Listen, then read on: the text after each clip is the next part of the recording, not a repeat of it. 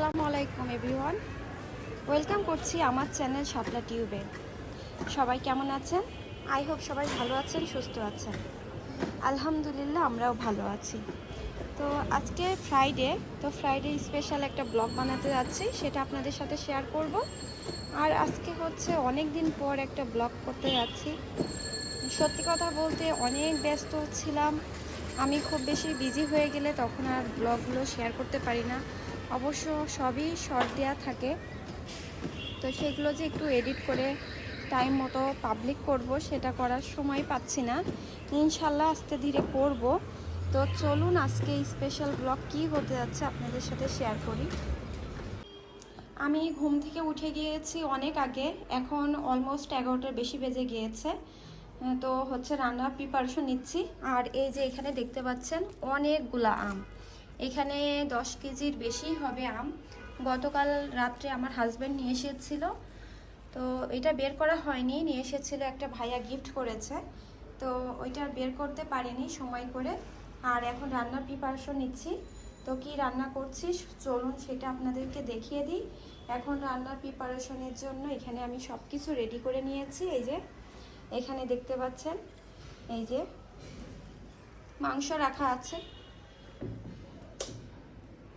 আর হচ্ছে এখানে সব কিছু মশলা রেখে দিয়েছি। গতকাল রাত্রে আমার হাজব্যান্ড বলতেছিল যে বিরিয়ানি খাবে, তো বিরিয়ানিটাও আমার কাছে রান্না করতেও অনেক ইজি লাগে, আমারও অনেক পছন্দ, আমাদের দুইজনেরই অনেক পছন্দ। সেজন্য এখন আমি আগে ম্যারিনেট করে নিব, তারপর বাসার যত ক্লিনের কাজ আছে সেগুলো করে নিব।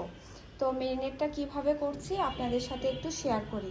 আর আমি আজকে রান্না করব রাঁধুনির মশলা দিয়ে, প্যাকেট মশলা দিয়ে। তো ওইটা তো নিয়ে আসা হয়নি, তো সেইটা আমি বাইরে যাব, সেটা আপনাদেরকে নিয়ে যাব। আগে ম্যারিনেটটা করে দেন আমি বাইরে যাচ্ছি।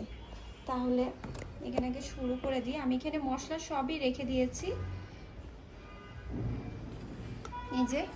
আর এখানে এই যে পেঁয়াজ রসুনটা আমার পেস্ট করা ছিল না, ওই জন্য এখন শিলপাটা একটু পেস্ট করে নিলাম, সেটা দিয়ে দিয়েছি।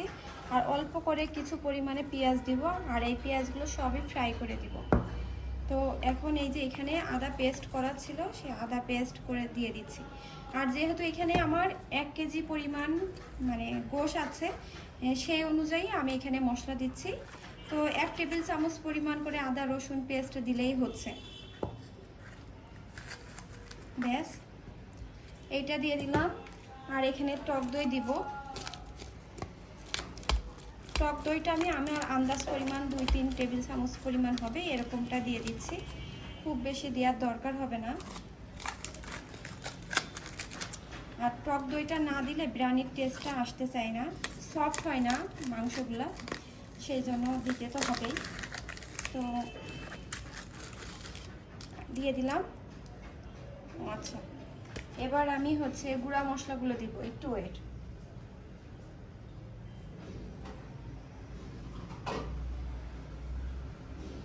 তো এখানে গুঁড়া মশলার জন্য আমি নিয়ে এসেছি লবণ দিব আগে ফার্স্টে। তো আমি সবই মানে আন্দাজ করে দিয়ে দিচ্ছি, পরে লাগলে আবার দিব। এখন দিব ধনিয়া গুঁড়া 1 চা চামচ পরিমাণ দিয়েছি, আর দিব জিরা গুঁড়া 1 চা চামচ পরিমাণ, ব্যাস। আর কিছু দিব না। ও এখানে একটু সামান্য পরিমাণে মরিচ গুঁড়া দিব, খুব বেশি দিব না, যে যেমন মরিচটা খেতে চাই সে পরিমাণে মরিচটা দিতে হবে।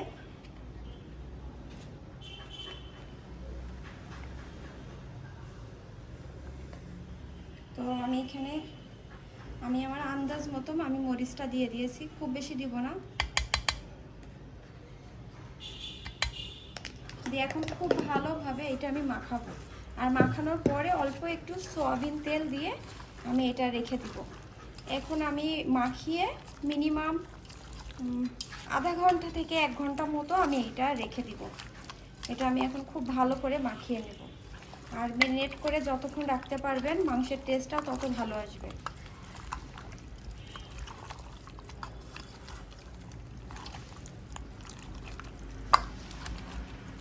আর এক্সট্রা আমার বাড়তি আর কোনো মশলা দেওয়া লাগবে না, যেহেতু আমি প্যাকেট মশলা দিয়ে রান্না করব, সেই জন্য এক্সট্রা আর কোনো মশলা লাগবে না। খুব ভালো করে এখন আমার মাখানো হয়ে গিয়েছে। এখন একটু সয়াবিন তেল এরপর দিয়ে দেবো। যদিও আমি সয়াবিন তেল এখন খাই না, তারপরও বাসায় আছে, আর সয়াবিন তেল দিয়ে আজকে রান্না করার ট্রাই করব।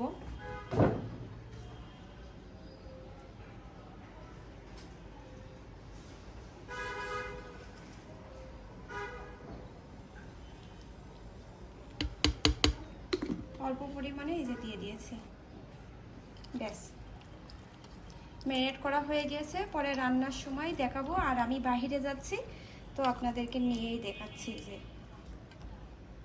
এটা থাক। হ্যাঁ, তেলটা দেন আর 1 প্যাকেট দিয়ে দেন। পোলাও চাল দেন, 2 লিটারই দেন, থাকলে তো আর দোষ নেই। এই এটা দে, চালটা দে। 1 প্যাকেট চাল দাও।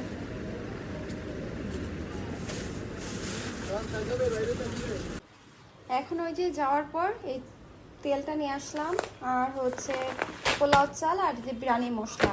তো কি বলবো, তেলের দাম তো বাড়তেই আছে, কমের তো কোনো সম্ভাবনাই নাই। তারপরে এই যে 2 লিটারের একটা তেল, এইটার দাম ছিল, প্রাইসটা কোথায় যেন,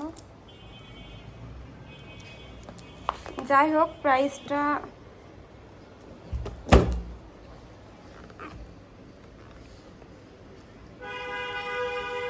এটা নাকি প্রাইস ছিল 2 লিটারে 398।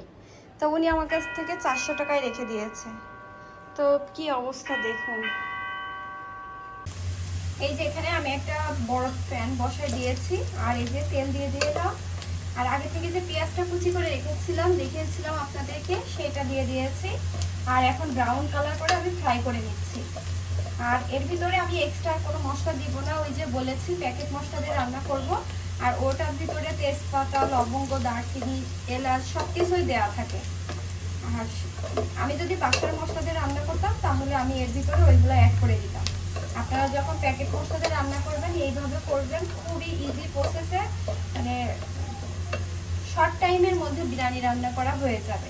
তো দেখতেই পাচ্ছেন প্রায় ব্রাউন কালার চলে এসেছে। এর ভিতরে আমি কিছুটা পরিমাণ চিনি দিব, চিনিটাও দেখিয়ে দিচ্ছি। খুব বেশি না, আমি 1 টেবিল চামচ পরিমাণ আমি আন্দাজ করে দিয়ে দিচ্ছি। এই যে এইটুকু পরিমাণ আমি দিয়ে দিলাম।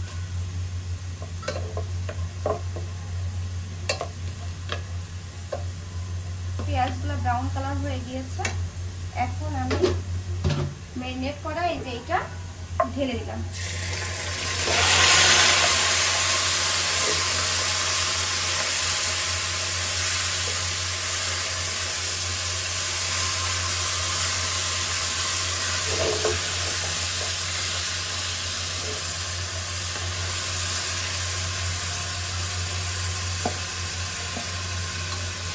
আমি এখন এইটা সামান্য একটু ধুয়ে তারপরে এর মধ্যে দিয়ে দিচ্ছি। আর আমি কিছুক্ষণ পরিমাণ জাল করব ঢাকনাটা দিয়ে, যে পানিটা ওঠে কিনা। যদি পানি ওঠে তাহলে আমি বেশি পরিমাণ পানি অ্যাড করবো না, আর যদি না ওঠে তাহলে আমি গরম পানি করে অ্যাড করে দিব। সিদ্ধটা খুব ভালো মতো করবো। আর যখন আমি প্যাকেট মশলাটা দিব তখন আপনাদেরকে দেখিয়ে দিব। তাহলে এখন আমি ঢাকনা দিয়ে ঢেকে রেখে দিব।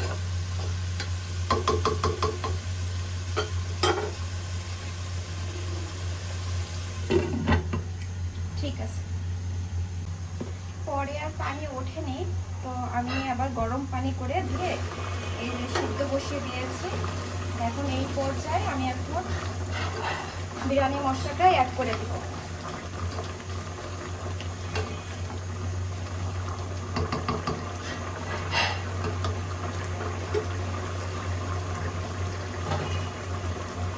এই যে বিরিয়ানি মশলাটা আমি তুলে নিই তাহলে।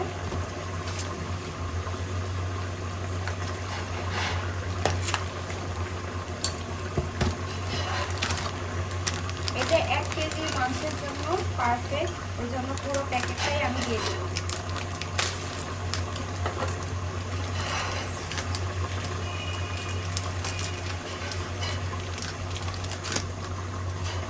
এই যে আমি পুরো প্যাকেটটা দিয়ে দিচ্ছি।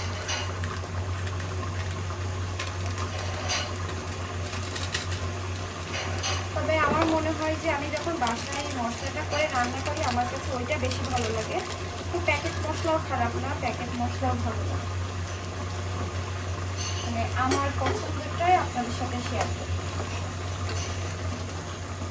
এখন আমি খুব ভালোভাবে এইভাবে এটা কষিয়ে নিব। আর আমি কিন্তু গোশটা খুব সফটভাবে সিদ্ধ করব, না হলে বিরিয়ানির গোশটা যদি একটু হার্ড থাকে এটা খেতে ভালো লাগে না। যত সফট হবে তত খেতে মজা।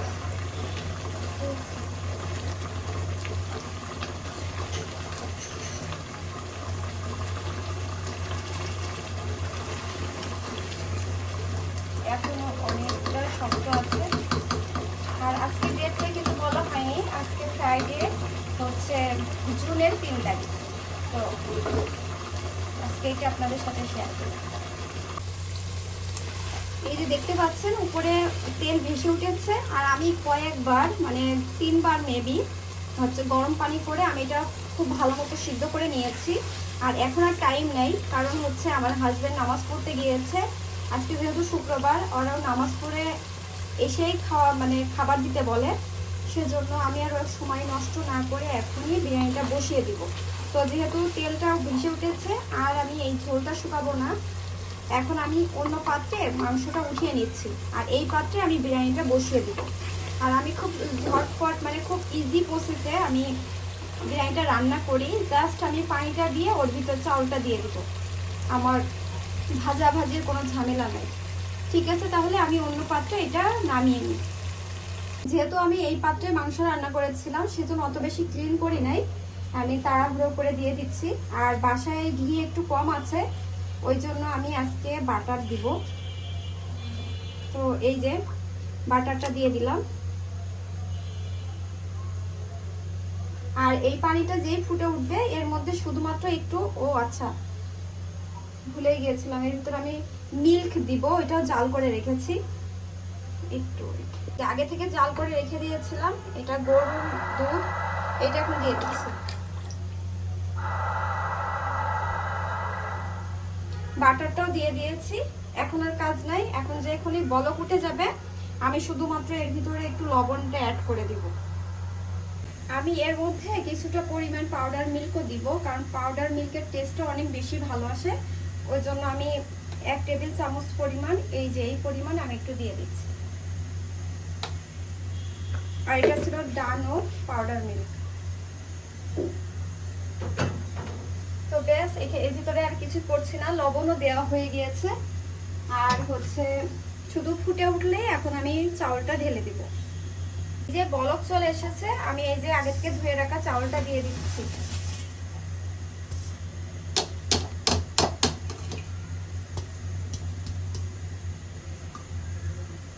চাউলটা দিয়ে দিয়েছি, এখন ঢাকনাটাও ঢেকে দিব একটু ভালো করে ঢেলে।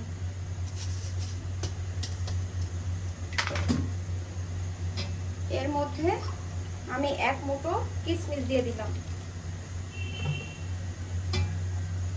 আর একটু পরে আমি কাঁচা মরিচটা দিব, একটু নাড়া দিয়ে দিচ্ছি।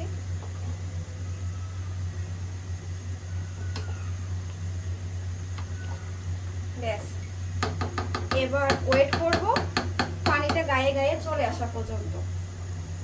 দেখতে পাচ্ছেন গায়ে গায়ে চলে এসেছে পানিটা। এখন আমি গোশ রান্নাটা দিয়ে দিচ্ছি।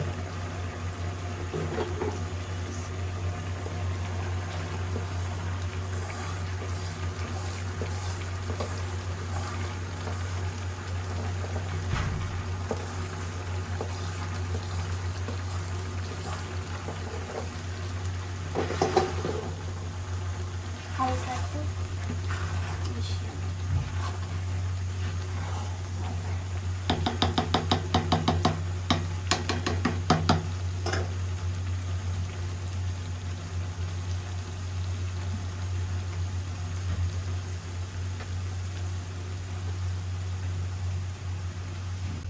এই যে এখন আমি এই যে তাওয়া দিয়ে তারপর বসিয়ে দিয়েছি। যে পানিটুকু আছে ঠিকঠাক হয়ে যাবে। চুলোর জালটা আমি একদম লো করে দিব। ঠিক আছে, আমি দমে বসে দিয়ে তারপরে আমি শাওয়ার নিয়ে নামাজ কালাম শেষ করে এখন চলে এসেছি। আসার পর এখন আমি উঠিয়ে নিচ্ছি। আর দেখতে পাচ্ছেন কালারটা দেখে নিশ্চয়ই বুঝতে পারছেন আজকে বিরিয়ানিটা অসাধারণ হয়েছিল। আর এখন আমি উঠিয়ে নিচ্ছি। আর এটা ভাবিদের দিয়ে আসতে যাব। তো গরম গরম দিয়ে আসলে গরম গরম বিরিয়ানিটা খেতে আসলেই বেশি ভালো লাগে, সেজন্য আমি পরিমাণ মতো উঠিয়ে নিচ্ছি। আর পাশে দেখতে পাচ্ছেন ওই পাশে আমি ফ্রিজে কাবাব ছিল সেটা ফ্রাই করে নিয়েছি। আর কাবাবটা অবশ্যই আমার কিনে নিয়ে আসা ছিল, আমি তৈরি করি নাই। আর ডিমটা সিদ্ধ করে আমি হালকা একটু ফ্রাই করে নিয়েছি। আর এখন আমি ভাবিদের জন্য উঠিয়ে নিলাম, ভাবিদেরকে দিয়ে আসতে হবে। দুপুরও হয়ে গিয়েছে। আজকের এই স্পেশাল ফ্রাইডে স্পেশাল বিরিয়ানি ছিল। তো আপনাদের কাছে কেমন লেগেছে অবশ্যই আমাকে জানাবেন। আর মাশাআল্লাহ মাংসটা অনেক সফট হয়েছিল, তো যেমনটা চেয়েছিলাম রান্নাটা পারফেক্ট হয়েছে আলহামদুলিল্লাহ। খেতে অনেক ভালো লেগেছে, যেহেতু খাওয়ার পরেই মানে খাবার শেষ করেই তো আমি ব্লগটা আপনাদের মাঝে শেয়ার করছি, সেজন্য বলতে পারছি। তো ভাবিদের জন্য এখানে পরিমাণ মতো যা যা লাগবে আমি উঠিয়ে নিলাম। তো ডিমও দিয়ে দিয়েছি, কাবাব আর একটা শসা ছিল সেটাও আমি কেটে নিয়েছি। এখন দিয়ে দিচ্ছি লেবু আছে, আর মিষ্টি দিব। তো ওইটা আমি সব কিছু রেডি করে আমার হাজবেন্ডের কাছে দিয়ে দিয়েছি যে ভাবিদেরকে একটু দিয়ে আসো। তো ও দিয়ে আসতে গিয়েছে ভাবিদেরকে। তো ভাবিরাও খাওয়া দাওয়া করছিল সেই মুহূর্তে, আসলে ভালো হয়েছে।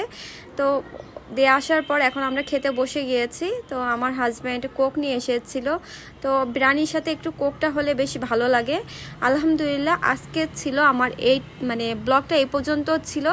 তো আপনাদের কাছে কেমন লেগেছে অবশ্যই কমেন্ট করে জানাতে ভুলবেন না। আই হোপ আপনাদের কাছে ভালো লেগেছে। ইনশাল্লাহ ট্রাই করব আরও ভালো ভালো ব্লগ আপনাদের মাঝে নিয়ে আসার জন্য। সবাই তাহলে ভালো থাকেন, সুস্থ থাকেন, আমাদের জন্য দোয়া করেন, আমিও আপনাদের জন্য দোয়া করি। আল্লাহ হাফেজ, আসসালামু আলাইকুম।